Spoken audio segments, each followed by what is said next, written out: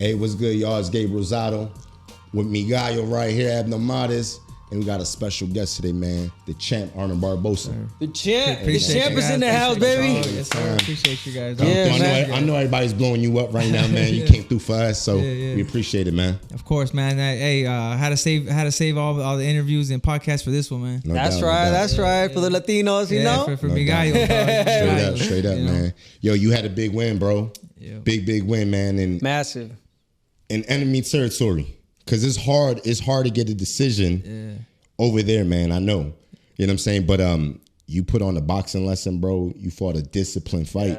How'd you feel out there, man? How'd you get like accustomed to the time difference too? Oh man, you know what? The time difference wasn't a problem. You know, it was because I just fought in Saudi, and Saudi was like 11, 12 hours, you know. So that experience helped me with this one. You know, this was like 8-hour difference. So but man, believe it or not, I got there, I slept like a baby. You know, I didn't really, I kind of knew how to travel. You know what I'm saying? So that's what helped a lot. For sure. I mean, did like the style, was that the game plan, or did y'all kind of switch it up fight night, or was that working for you and you just stuck to it, just boxing and keeping your distance with Catterall? Nah, man, it was the game plan. You know, like I always take pride, and I feel like I can beat everybody at their own game. You know, and I feel like when you start beating them at their own game, they get lost and they don't know what to do. You know, so my pops was like, true. you know what I'm saying? Because a lot of fighters, bro, they only have one strong point. You know what I'm saying? They're like either brawler or boxers. You know, it's very rare when you can see someone that can box and brawl. Yeah. You know, I've boxed and I brawled, bro. You know, I do them both. You know what I'm saying? Because I used to be a pure boxer, and my dad goes, "Hey, you know what? There's gonna be times where you can't box somebody, bro. You're gonna have to fight. You know what I'm saying? You're gonna have to be in those trenches. You know, so he taught me how to do the inside game, and it works, man. And you know what? My pops put together a great game plan, man. He's like, you know what? He goes, how about let's box him and let's start making him try to come forward, see what he can do. Yeah, you know, because he's waiting on the counter. You know, right now, how hard was it to stay disciplined and keep that type of game plan? Because you're in the enemy's territory, meaning that maybe in your head you're like, man, maybe I gotta press more. Maybe I'm not impressing the judges because I'm boxing too much. I'm waiting, because that's what you did. You were counterpunching him all day, through the fight, like boom, boom, 1, 2, 1, 2, and clean punches. But was there ever a moment in the fight that you were like, man, I think I just gotta switch it up and press this guy? Yeah, bro, I kind of felt like that, and but I just remain with my tunnel vision, bro. That was a big thing. Like one thing that my father's really worked on with me is, because I remember like a few, like back then, bro, maybe like 5 fights ago, 3 fights, 4 fights ago.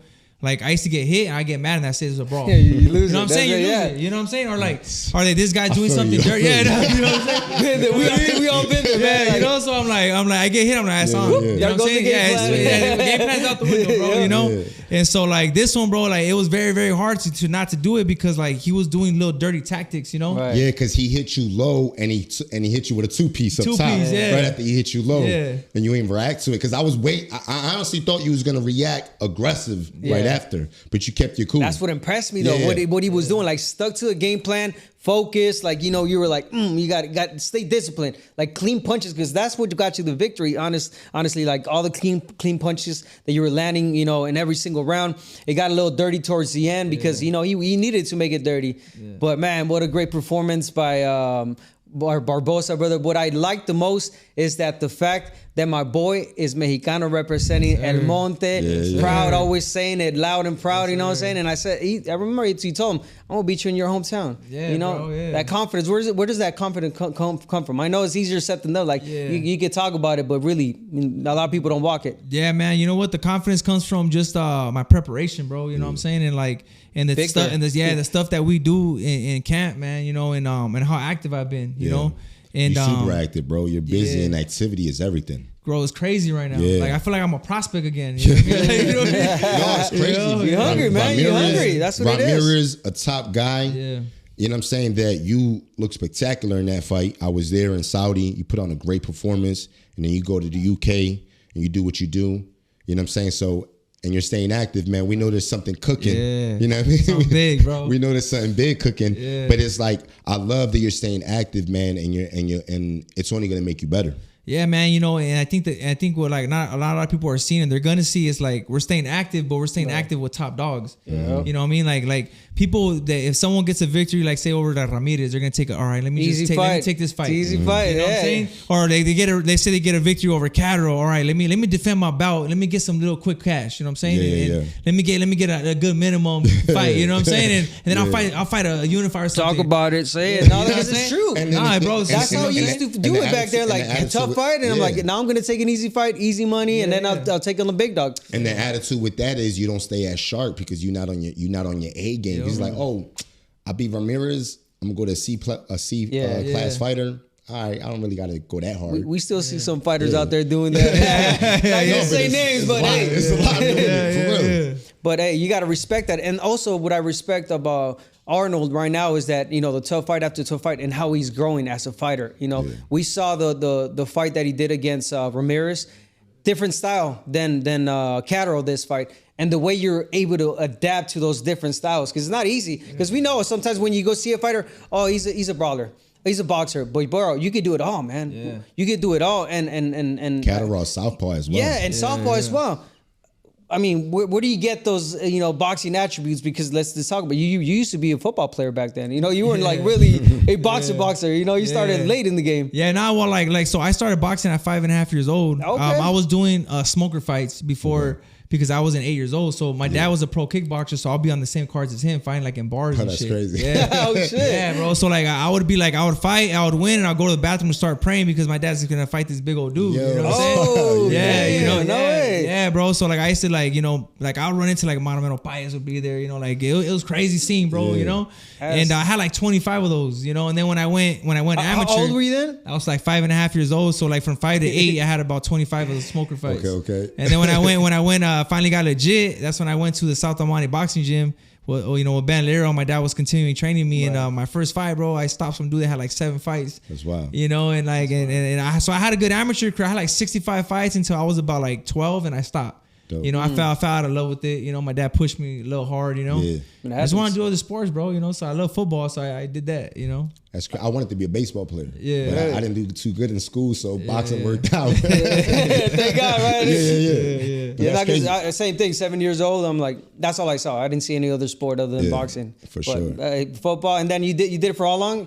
I did football all through high school. So like one thing, bro, my dad's always taught me is like, you can do something, you do it 100%, bro. Like, you're gonna mess up, or you're gonna like, if it's, you better do it 100%. So I got into football, bro. I went up to like 215 pounds, bro. I was I was big, bro. Like I was like just working out every day, all day. I played fullback, linebacker, and then after high school, bro, I was like, I'm like in my head, I was like, I'm gonna be a pro football player, Yeah, so I went to college, bro. I went to college, bro. I went to a college practice, dog, and then like. I was in the weight room and like I'm coming from high school where I'm the biggest, strongest, lifting. And these dudes are like warming up when I'm like maxing out. And these dudes are like 6'2", and I'm like this little 5'9" Mexican, you know what I'm saying? And like walking tall. Yeah, and I'm like, bro, I'm not a quitter, dog, but I know my limits. You know what I'm saying? And like, you did the math. Like, yeah. Like 2 + 2 is not 4, right? You know what I'm saying? So like, so I just went back to boxing, man. That's what's up, bro. One thing I want to pinpoint. A part in the fight was when Catterall threw that straight left.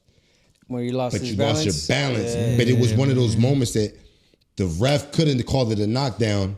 And good thing he saw that it was a trip. Yeah. I mean, how were you when you went down? Bro, so like when I tripped, that would have made a difference. All the difference. It would have made a big difference. We're talking 14-14 scorecard, 15-13. Yeah. So it's crazy. Yeah. So like when that happened, I tripped down, and right away, the people, whoever do like knockdown, and they went like that because the referee looked and they went knockdown. And then I heard the big old jumbotron, and I was like, oh hell no! So I got up and I was like, you started making your case. I was like, he tripped me. Like, how are you gonna count that, bro? Like, come on, a body shot. Like, he didn't even touch me in the body. Like, look at the replay, and he's like, he looked at me, bro, and I swear, like I seen something in his face. He goes, slip. He looked at me, bro. Shout out to the ref. Hey, shout out to the ref, bro. Made me do that, man. Yeah, bro. Like he let me plead my case, bro. There's referees, man, that I always hate when a referee can change the dynamic of a fight, making the wrong call. Yeah. And that could have happened, man. But good thing that he saw it was a trip. And that made a big difference because we're talking, this is a fight that was won by 1-2 points. Yeah. 15-13, 15-13. So Yeah, it's crazy. Especially those last rounds. They were, bro, and I was dominating that round. Yeah. Like I was dominating that round. I felt that, bro, that was one of my best rounds. Yeah. But I remember getting to a corner. I remember sitting down and telling me that, hey, you think they gave they gave him that round because they think it's a knockdown? Like you think it messed up that round? No, you're good. I was like, all right. You know, like, That's crazy, man. That's crazy. That's dope, man. So this is a big win, bro. Yeah. And you coming off Ramirez, now Catterall. Now, talk to us. I think everybody wants to see the fight. Yeah. It's Lopez. Yeah. I mean, Lopez is talking a whole lot right now. Yeah. You know what I mean? So that's the fight. Yeah. What do you feel about it? Man, I've been wanting that fight for 4 years. You know, when I was with Top Rank, he was with Top Rank. They offered him the fight like 3 times. He denied it. You know, I said I have the receipts, bro. Okay, you know what I'm saying?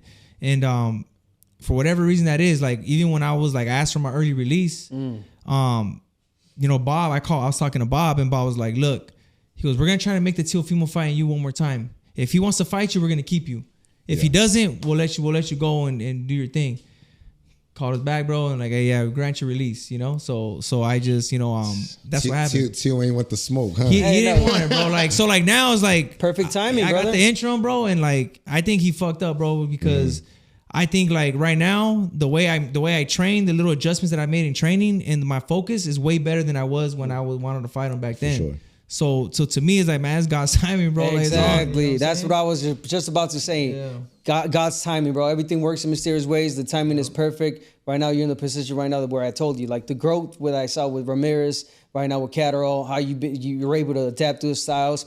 And Teo, we talked about off the cameras, and I mean, I'm gonna say right now on cameras, I feel like Teo hit a wall, bro. Like I haven't seen like growth in Teo as a fighter. Yeah. We talked about it. You said that, you know, he's living off those 2 fights against Lomachenko. And the other dude, what's his name?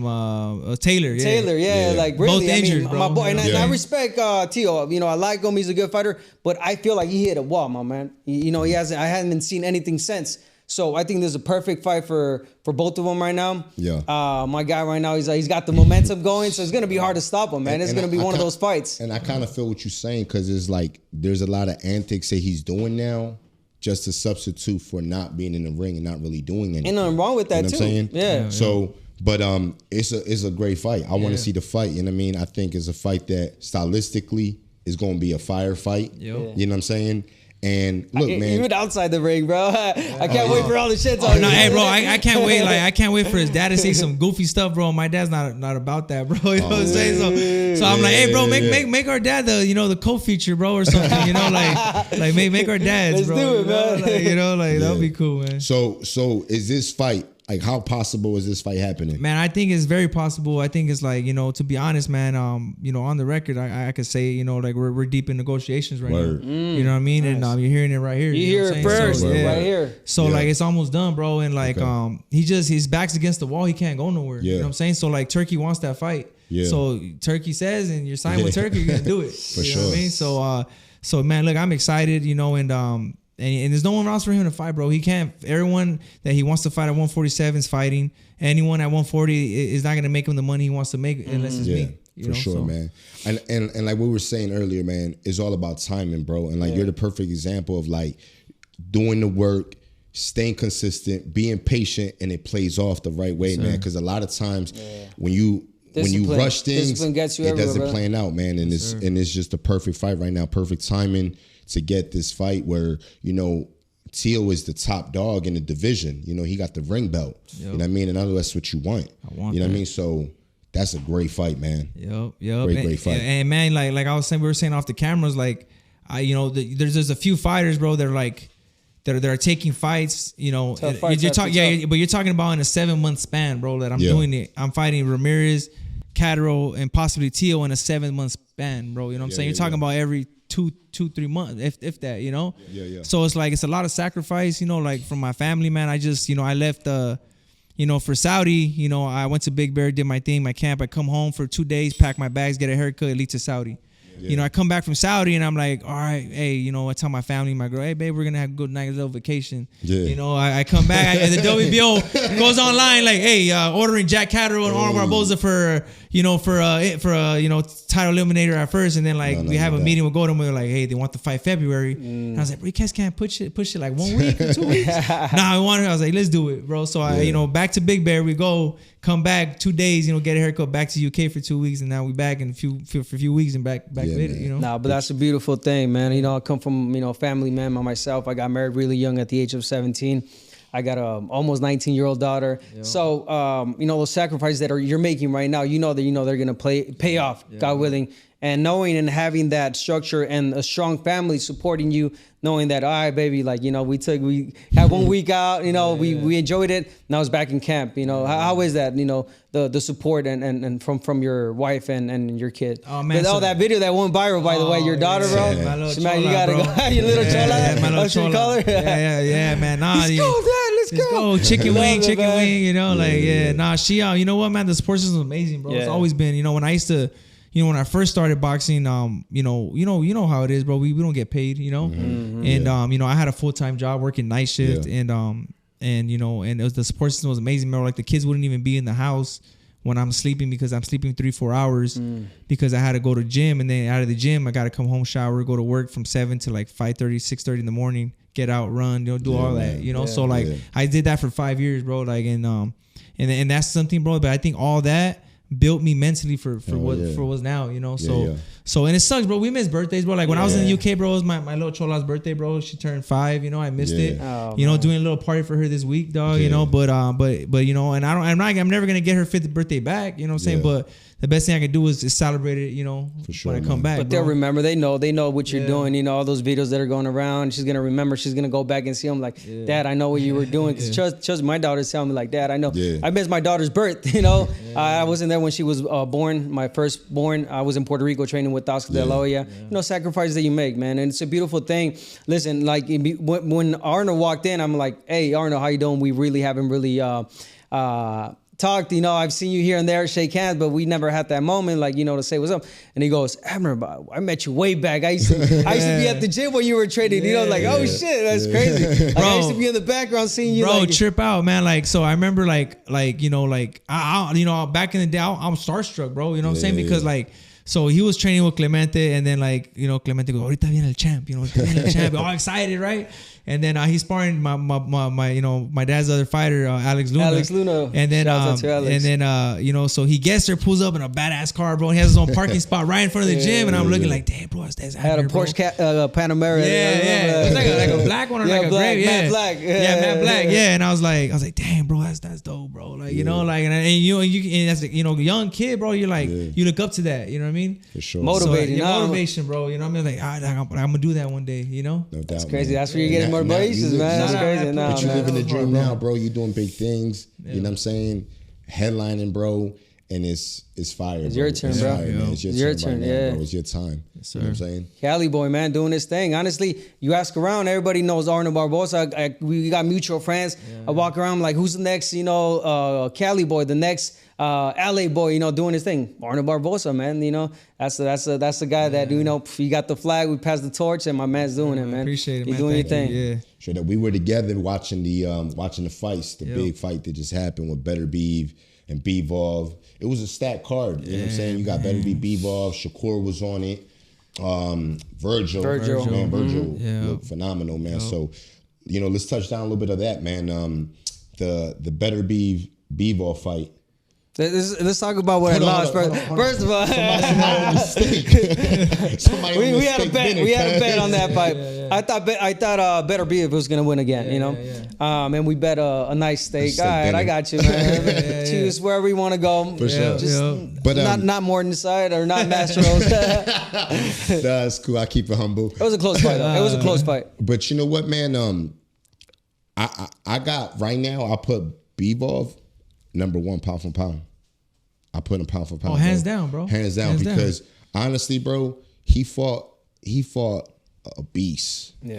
Beterbiev, bro, is a problem. Bro. And the discipline that it takes to box the way Bivol boxed, stay sharp, stay defensive responsible. Bro, it was was a class. It was just a class, bro. And I put him number 1 right now. So, I mean, what did you see? Nah, I mean, he impressed me. Obviously, you knew who I was going for. And the way he boxed, the way he stayed composed, the way he maintained, you know, that same style. He didn't fall into the war. He was boxing, throwing beautiful combinations. I mean, just, you know, brilliance from Bivol. Yeah. And now he wants the best. He's calling out Canelo, obviously. Yeah. By all means, I mean, that's another great fight we all want to see. And I'm sure Canelo wants it as well because, you know, he's got that little, you know, spinita he wants to get out. And he's just like, what's up? Yeah. When you see a fight like that, right, and you see a guy put on that kind of performance with the top of the top, you know what I mean? That's unification fight. What did you see in that fight that you can be like, yo, I'm going to add that to my game? What are little things you saw right there that Bivol was doing in that fight? You know what, man? Like, as far as his superior boxing and his movement, what stood out to me more, bro, is how mentally strong he is. Yeah. You know what I mean? Because, like, when you fight someone like Beterbiev, bro, like, as I was telling you earlier, when my dad said, sometimes you got to fight. Yeah. Like, you can't, there's fighters that you can't box them. Like, you're just on nonstop pressure. So, like, for him to stick to that game plan, for a monster like that, bro, he's coming at you all night. Like, you're hitting him, he's like, okay. He's like, he's eating them. You know what I mean? And you're like, and for him to mentally stay strong and be like, I'm going to continue my game plan. Like you said. Yeah, stay composed. Stay composed, bro. Like, that's what really, really impressed me the most, bro. Like that really, really impressed me. Definitely, man. And then I got to add on to that. And that's what impressed me from Arnold in this last fight, that he stayed composed. Like, as I told me, you fought in his hometown, bro. Like, how do you not fall into his game plan and, you know, win in and fought in the inside? But he stayed. Sometimes when you fight in somebody's backyard, you fight out of character because you feel like you got to do a little bit more. Yeah. And by doing a little bit more, you make mistakes. Yeah. Oh, yeah. And no you doubt. get caught in between those shots. Bro, you start doing like like me, like Leo Santa Cruz, when I fought him the 2 times, bro. My game plan was to box. Bro, right off the bat. I was there. I was at the I'm like, all right, I'm a box. I was like, where's the boxing? You know what I'm saying? You lose it, man. You get hit, you get hot-headed. And but you know what, though? It's because sometimes there's fights that are so personal. Because I feel like that fight with you and Leo was kind of, it wasn't that y'all had beef. It was bragging rights. That's what it was. It was bragging rights. But sometimes you kind of lose. Like, it's like, you know what? We gonna get it. We gonna get it in, bro. But that's gotta be like that's gotta be dope though, bro. When you have a dance partner like that, like, you know, that's what I how mean? I felt. That's like that war, bro. You know, like that war. That Barrera Morales type of, you always want it. That's how I felt in the Munguia fight. I had a plan. Bro, all your fights were fucking. It was so, but the thing is, but I had a really good game plan when I fought Beterbiev. Okay. And I had a game plan to stay, and I stood disciplined with that game plan. And then going into the Munguia fight, I think it was like that Puerto Rico, Mexico, and the crowd. It was sold out arena, and it was just like juices. It was just like, you know what, like this fight is this fight's so good that it's like I can't.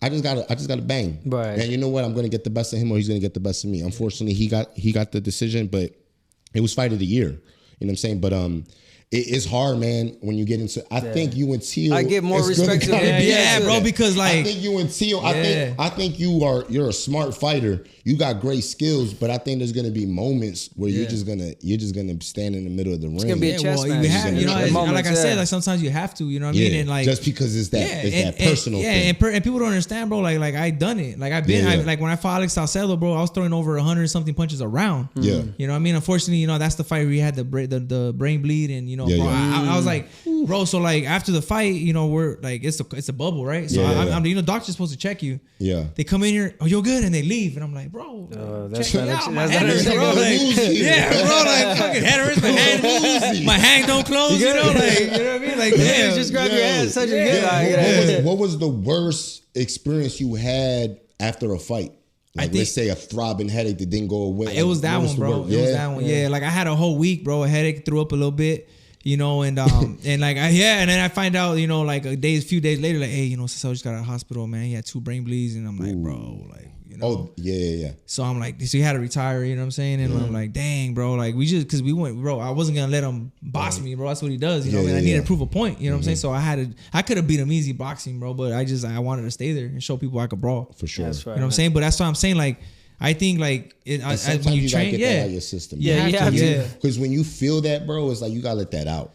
You know what I'm saying? But sometimes you fall in love with it. You know what I mean? You don't want to get it out. You know, it's like for a few fights after that, I just want to. For me, I found it easier to do that than to move around. To move in boxing. Yeah, it's harder to move around. Because moving in boxing, it's a whole different. When you stay in the pocket, you just feel comfortable. It's a whole different thing. But when you stay in the pocket, it's like you're good. And you're in the pocket and you're trading. Not everyone feels comfortable in the pocket. Yeah, but I get you. I was one of them. Like I felt the whole running in boxing is no joke, man. Yeah, and that's the reason why after that fight I started brawling, because I was more comfortable and easier. Yeah, you know what I'm saying, like you said, because when you're moving in boxing, you're moving, you're boxing, you're thinking. You know, like it's everything at once. It's a lot going on. So you got to really work on your mental in training camp. People don't understand, like you can work on your mental in training camp. You know what I mean? That's what I do. I work on my mental in training camp. Talk about it, man. You know what I'm saying? Like my mental's gonna be just as strong as my physical, bro. It's not on physical. We talked about it. We talked. One thing we said was I'd rather go into a fight with an injury physically than knowing that I got having something in my head that can 100%, distract me. You know what I'm saying? Because it's just different. So to talk to us more about what you were saying, you prepare yourself for that, you get ready and what? Yeah, bro. So like my mental, I do. You know, I think elevating my game, and the reason I've been looking a lot better in these fights is because before this fight, like before these last two fights, like it was only hard work, right? It was like two speeds, bro, fast and very fast. That's it. That's all I knew, right? So like I'll go on the bag and kill the bag for 8 rounds.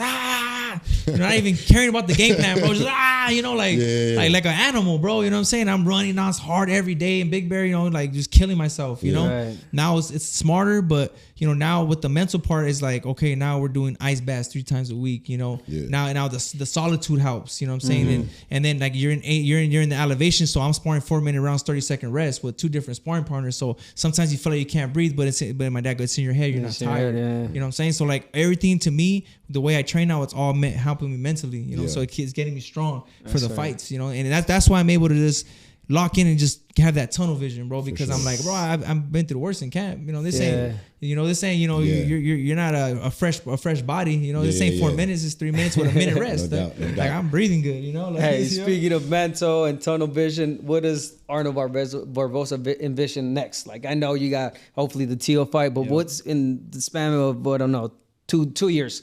Where do you see yourself? Where does Arnold Barboza see himself? Man, bro, to be honest, I can't even see myself that far because I'm focused on the belt, bro. I want the Ring Magazine belt. You know, I want Teo, bro. Like that's all I'm focused on. That's legit, bro. Like I can't even look for it like that. You know, because one fight at a time. Yeah, one fight at a time, bro. But like, you know, this is the fight I've always wanted. Like this means so much to me. Like the Ramirez fight meant a lot to me, but if people think that meant a lot, this one means even more, bro. You know what I'm saying? I feel like the Ramirez fight for you was like the breakthrough fight. Yeah. You know what I'm saying? If it was the fight where it was like, okay, now I get to show everybody what I really got because this guy right here is legit. Yeah. You know what I'm saying? Yep. So for me, I feel like that was the breakthrough fight. That was. And that was just I ain't gonna lie. I was one of the ones that thought you were gonna have trouble, perhaps lose against Ramirez. I mean, honestly, I'm just being honest. I thought Ramirez was gonna be like, this guy's gonna bully him, push him. But my memory right here boxed him. Well, made him like. Boom, boom. You'll make him look silly at times, you know, because he'll lose his balance because he will miss so much. In that fight, you was just beating him to the count all the time. Beating him to the count. You know what I'm saying? Yeah, it's because like again, like it goes back to like everyone that fights Ramirez, right? You got to be mentally strong because he's gonna keep pressing forward. Yeah. And you're hitting him with the kitchen sink. You're like, dang. And then you're just like, and you're like, he keeps coming. Fuck it, I'm gonna stay there. You know what I'm saying? Like that's what happens. You know what I mean? And like I knew that. You know what I'm saying? So I'm like, nah. Like I'm just doing my game plan, bro. I'll hit you with 3 or 4 or 5 pity pats, bro. I ain't tripping. Like, you know what I mean? And get one hard off later. You know? No doubt. Yeah. So man, it was cool, man. It's a cool experience, man. Saudi and UK. Yeah, for sure, man. So another great fight on the card. It was Virgil and Marjamov. Like Virgil, man, he showed. He did what we talked about, man. We smart pressure. We called that one. That smart pressure. We said smart pressure. We said that it was going to make Marjamov force him to fight in moments where he don't want to fight, make him real uncomfortable. Virgil was going to the body. He was doubling up. Broke him down, man. Man, it was a great performance, man. I think at 54, Virgil is the guy. He is. You got Fundora in that division. You got Crawford, but Crawford's looking at Canelo, so I don't really see Virgil and Crawford happening because he's looking at Canelo. But you got Fundora and stuff. Like, what do you think with the growth of Virgil? You man, I think he's in a perfect division. First of all, for his body, bro, because big dude, you know. Yeah. And, no, Virgil's big, man. Big, bro. I see his legs, bro. And it's crazy because when him and Marjamov were in the ring, I was like, I was like, man, he looks Virgil like the looked bigger bigger, man. yeah. I thought Marjamov would be the bigger guy, but Virgil was the bigger man in the fight. Yeah, man. I think Robert's done an amazing job with him. Yeah. You know what I mean? I think Robert's done an amazing job with him, man, and all that sparring he gets. You know what I mean? Yeah. I think he's gonna take over the division. To be honest, you know, I think Fundora will probably be like a little test for maybe a few rounds, but I think Virgil's too strong, man. I think he's fast. He's sharp. He's in his prime. Yeah. You know, I think he takes over that division. For sure, man. And if that fight were to happen, it'll be exciting because you know Fundora, he's got that reach, he's tall, but he don't use it. Bro, why do these tall guys want to be in the inside, bro? Like, you know, he don't use it. It's gonna be a war. It's gonna be a good fight. But yeah, man. you're right. I just feel like Ortiz is just a bigger man, big guy that pushes you, bullies you, and he can crack. And body shots, man. Let's not talk about the body work that guy's got. But you know, one thing that impressed me in the fight with Virgil is like I'm yelling at the TV, like, let's go, Virgil, let your hands go, let your hands go. But it was part of his strategy where he was applying pressure on Madrimov to make Madrimov shoot his shots because Madrimov wasn't landing. Those shots Virgil was slipping or they were hitting gloves. Right. And Virgil was kind of making them work. Right. And then he'll just throw one. Boom. It was like he was putting money in the bank. And I was like, damn, Virgil's being real strategic right now because he's not throwing the 4 or 5 punch combos. He's throwing the ones, the twos as the rounds He's went always on. been that fighter. He sets up the punches really well. But that's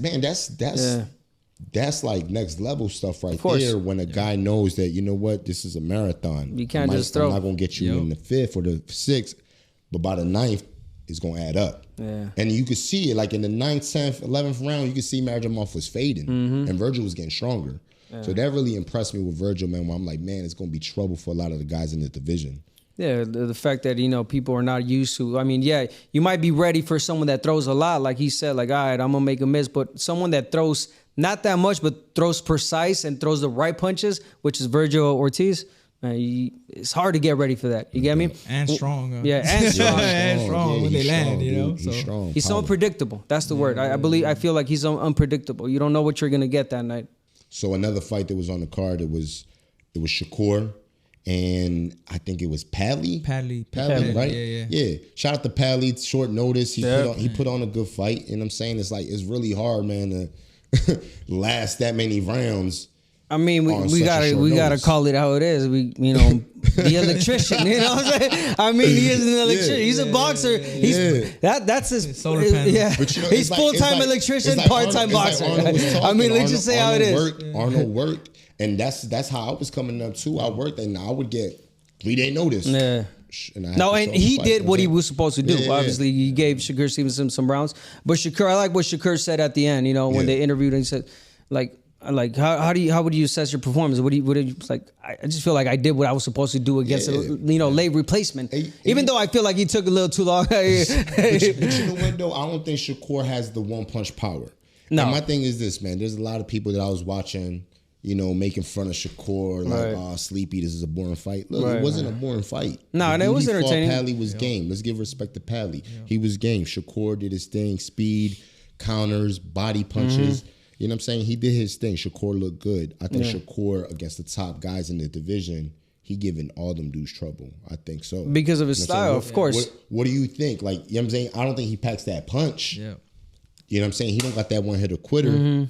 But, you know, he's a problem because he boxes and he's. I mean, people don't think he's entertaining. I mean, if you were to compare him to someone, would be obviously Floyd Mayweather. You know, Floyd was not a one-punch type of fighter. He was not break you down. He would just beat you, points. Boom, boom, like Floyd you box. Mayweather, but Pretty Boy Floyd. Pretty Boy Floyd was different. Yeah, no, I hear you. No, Floyd Money Mayweather. He fought he's just like a fighter that, knows how to win the fight. That's it. Yeah. He does not care about a knockout. That's a fight that potentially in the future could happen, you and Shakur. So is that a guy that you kind of see and you kind of like, you take bits and pieces and you kind of like save that for, okay, maybe me and him might run it one day. Yeah, man. Because y'all guys are just one way. Yeah, he's a technician, bro. Like he's really good, bro. Like he's really good. Like he has all the fundamentals. Yeah. You could tell he practices a lot. You know? Yeah. And it's crazy, bro. Story.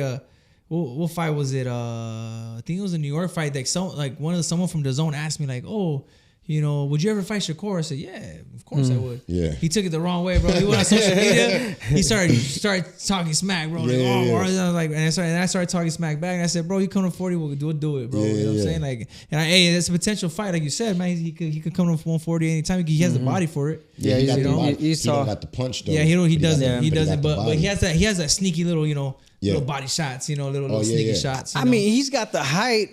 But I don't think he's got the body. I know what you guys are saying. I don't think he's a big boy, you know, for 140. I mean, I think he could entertain that weight class because of his natural abilities of how he boxes. But bullying or being effective in that weight class, I don't see it. Yeah. Again, I could be wrong. I want to see him at 140. I want to see him against a top 140. My thing is this. Do you agree with most people that say he's boring to watch? I mean, he's boring to the regular, spectators. Yeah. But a boxing fan or someone that knows boxing like me, no, he's not a boring fighter. Sure, I think he's not a boring fighter. I think in boxing, you know, people kind of they put a tag on a fighter and it just sticks with them. Right. No matter what that fighter does, it is what it is. But I think it's effective boxing. I think his performance was good, man. I think it was a solid performance. Yeah. You know what I'm saying? I thought he looked good, man. So, you know, that's a fight that potentially could happen with you and him in the future. Yep. You know what I mean? So, you know, keep an eye on Shakur, man. And then on the card as well, we had, man, there was so many stacked cards. We had the heavyweight Adams. Oh, they changed the opponents. Parker. Oh, Parker. Yeah. But what's that what dude's name? Oh, yeah. He came in big, bro. Talking about it's a hard name to pronounce. Bacoli or something. Yeah, he came 315. Yeah. Damn, but it's crazy because he ate an overhand right by Parker and he shook it off like it ain't nothing. And then Parker said, all right, hold up. Damn, last minute replacement also. Yeah, and they're gonna give him another fight. I hear. You know, the thing is this, bro.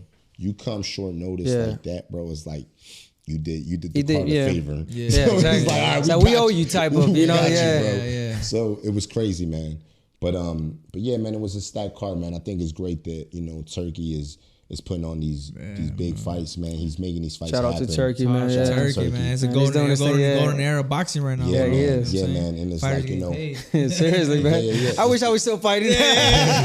But, you know, some people say that he could be monopolizing but it's like, nah, because the thing is this, at the end of the day, he's changing all the promoters nothing wrong with change. Are getting together and everybody's making these fights. You know what I'm saying? Whether it's Golden Boy, whether it's Matchroom, you know what I'm saying? Top Rank eventually might go that route. Yeah, we hear rumors about ESPN. I mean, they're starting to. You know what I mean? So if this fight happens, it's already won. You know what I'm saying? So man, shout out to Turkey, man, doing his thing. Shout out, man. He's doing big things for boxing. Man. I think it's great. Abner, you gonna be in New York, calling the Tank Lamont fight. Yes, sir. You know what I'm saying? Abner, one of the best in the biz. Yes, sir. Commentary. You know what I mean? And that's a great fight. It's a really good fight. Lamont's not somebody to sleep on. Lamont Roach, listen, he's a good fighter, man. He's a talented fighter. He's got a lot of attributes. He's got a lot of boxing abilities. One thing he does not have is the power. You know what I'm saying? And again, you know, he's a fighter that might give and can give Tank Davis trouble because we all know that Tank is a slow starter. He doesn't start fast. He gives up rounds. Because he can be a slow starter. He got that dynamite. And that's why Tank ain't really a slow starter. It's just a matter of time. That's how he approaches the fight. He's studying it. He's like, all right. And that's where I'm getting. A lot of people like feel comfortable and feel like, oh, I'm in the fight, especially if you're fighting him. Making mistakes. Like, all right, cool. Yeah, he's not as hard as people say. Boom, next thing you know, you get hit with the big shot and it's all over. So yeah, I mean, I think it's gonna be one of those fights again. Mad respect to Roach, great fighter. I think he will try to outbox Tank Davis, but when you see Tank Davis, it's literally just a matter of time. Yeah, man. Matter of time before we see him knock out. What do you think about Tank's skills? Man, I think Tank has skills, man, but not only that, but he has God-gifted power, bro. Yeah. Like you know what I mean? Like you hear stories of even Mike Tyson big, effect. Yeah, man. Like he's a tank, you know. And I think it's like you said. I think it's just a matter of time. I think he's going to be boxing Tank, and Tank's going to be studying. It was like Ryan was like confident, and then he just hit him with that boom. Yeah, liver shot, boom. Yeah, and it's like, dang, bro, what happened? You know what I mean? Like out of nowhere, But I got Tank winning by a knockout, man. I really do. Yeah, man. And again, this is another fighter in your division, man. Your division is stacked, dude. Yeah. Like it's crazy. You know what I mean?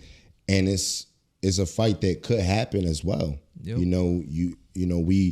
we go into that, you go into that Teal fight, look phenomenal, do your thing. I think that fight is huge. Yep. Potentially. I know you don't like to look past. Yeah. You know what I mean? What's ahead of you, and you're focused on that. But is that another fighter that you kind of like, that he's on my radar? Man, of course, man. Like, someone dangerous like that, and someone that that's the top of the boxing world, bro. Like, you always want to look at him, especially if you can potentially fight him. You know what I mean? So Tank, man, I've been looking at him and for years, bro. And man, if that fight happens, I'm with it, bro. I'm with it. You know what I mean? I ain't scared of nobody. I'll be juiced up, bro. I'm just not gonna. I'm not gonna, bro. We look forward to those type of fights. That would be crazy. Yeah, the thing is this: that a fighter like you, man, your character is the type that, cause I could tell, being a fighter, we kind of read, we read energies. Whereas like, you're the fighter that you kind of step up when the level is even higher. Yep. And you prove that with Ramirez, you prove that with Catterall, you know what I'm saying? And I think a fight with Tank is just one of those fights where it just elevates your game. You know what I'm saying? Yeah. Yep. Yeah, and because some dudes fold. Some dudes is like they get so caught up in the hype of a fighter. They lose before they enter the ring, brother. Exactly. That's what happens. They crumble, but there's some dudes that is like, yo, it's just like, it's that feeling of you want to prove everybody wrong. You know what I'm saying? Mm-hmm. That's what makes entertainment. That's what makes fights so great when there's a fighter coming into the ring with that mentality. You know what I'm saying? Yeah, man. I think like even going back to Catterall fight, like when I was over there in the UK, bro, you got like 10, 15, I don't know how many thousands of people were there booming, bro. That shit was dope, bro. And there's some fighters that fold, oh, I don't have nobody here. You know what I'm saying? Like, bro, I was like turned on. I was like, man. I was walking out with my boy, and and he had the flag, and then see everybody in the front, they're like, flag, flipping me off. And I'm like, please give me more. Is that your first fight in the UK? Yeah, my first fight. Yeah, I fought in the UK. I fought Martin Murray in Liverpool. They did me dirty.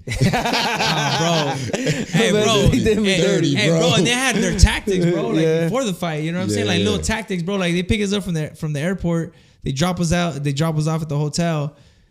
They don't offer us a gym to train at. They don't want to give us a per diem. Damn. My dad goes, hey, call the driver. Time we're gonna go look at some gyms. And they're like, oh, you're on your own, bro.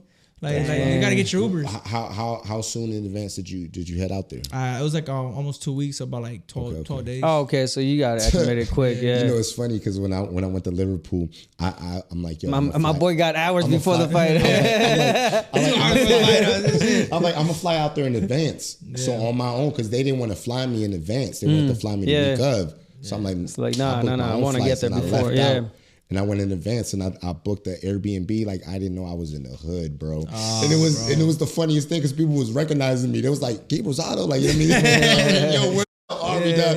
We had to get out of there. We booked we ended up booking some hotel next to the gym where this guy trains at big strong dude, man. What's his name? Me? No. Come on. Man, I'll catch his name, man. He's a cruiserweight now, but yeah, it was crazy, man. They do those tactics, man, where they bring you out the week of, and that time difference really messes you up. So you got to go there early. Yeah, bro. And then so shout out to my pops and my team, man. I'm in the hotel just chilling, bro. And they're like, oh, we're gonna go find a gym. So they went and they found a gym called Champs Camp, I think it was, right? Champs Camp.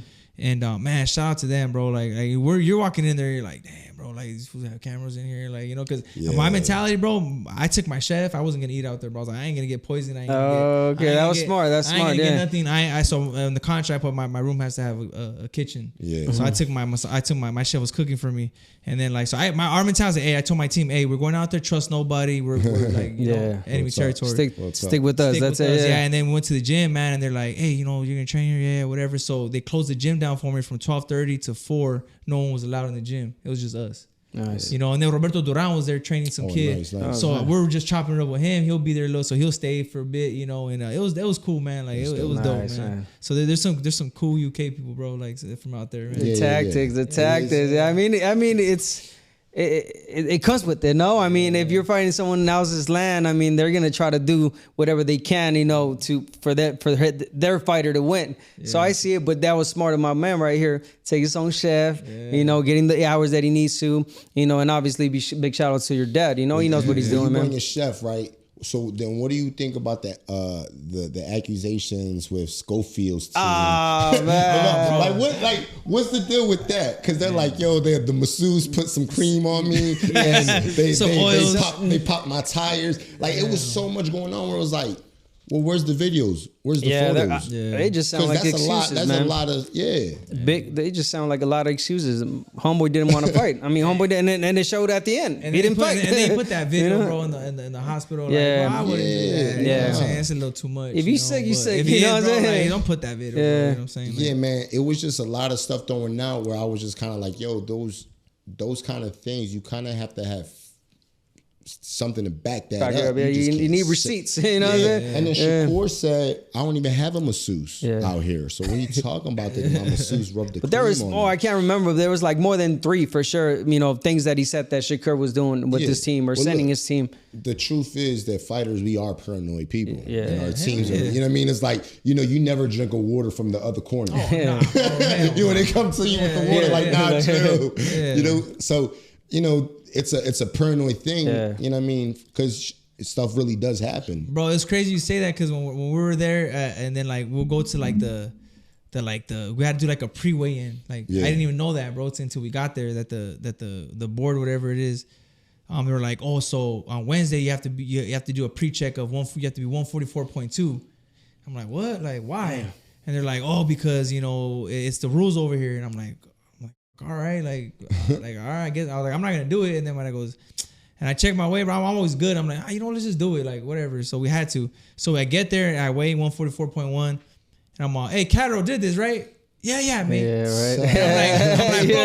I'm like, bro, why couldn't he be here with me doing it? He should have been here with me doing it because my thing was, bro, and this, like, you know, so we get to the weigh-ins and I get there and I'm on time, bro. I'm like ready to, you know, rub and drink my water and hydrate and I get on the scale, bro, and I'm solid, bro. I try to get on the scale, and they're like, oh, no, he's not here yet. I'm like, what? Like, I have to wait for him? His manager goes, oh, no, don't worry. Like, I'm here. I'll check it. So I get on, and I'm looking at the manager, and I'm going like this, right? I'm going like this. So I'm like, hey, where's Jackie boy? He's like, he'll be here, mate. You know, he'll be here. So then, like, my dad, like, he's like, I'll stay here. Don't worry. Just go eat, you know? Yeah. So my dad, so he gets there, bro. He drops draws, everything, right? He gets on the scale. He's 140.2. And they try to like pass it. Like, oh yeah, you know, my dad goes, no, it's 140.2. I go, no, my mate 140. No, my dad goes, it's 140.2. That 0.2. Go lose that 0.2. Yeah. Oh yeah, 140.2. So he went and lost the 0.2. So my dad goes, hey, like I wonder if he even had made that 144.2, if he can't even make the 140 like solid right now. Right, you know what I'm saying? Like, you know, so it was just like, I don't know, bro. It was kind of weird, bro. I was like, man, but nothing they did, bro. All the tactics they did, nothing's gonna throw me off my game, bro. I did everything with energy, bro. Like my media workout, I was happy, bro. I was doing everything. They're just looking at me like, this was confident as heck. Yeah. I just did everything with confidence, bro. You know, because nothing's gonna change anything. You know what I mean? That's what broke him down, man. He's like, he's like, this guy ready, man. Defeated before he gets. Yeah, there you go. You know. All right, thank you everybody for tuning in to another episode of Mi Gallo. I want to thank Arnold Barboza, man. Hey. First show we did after the fight. Mad respect for that. Thank you, Arnold. Congrats on the win. We had a good conversation about the Beterbiev fight, which, by the way, I owe my man Applebee's a 2 for 20 2 for 20 steak. We didn't say where. He said Applebee's. This is crazy. 2 for 20. Yeah, my man right here. Stay tuned. Big news coming. Big news. Big name. Yes, sir. Let's go. Yeah, man. Yes, sir. Yeah, man. Thank you, man. Mi Gallo.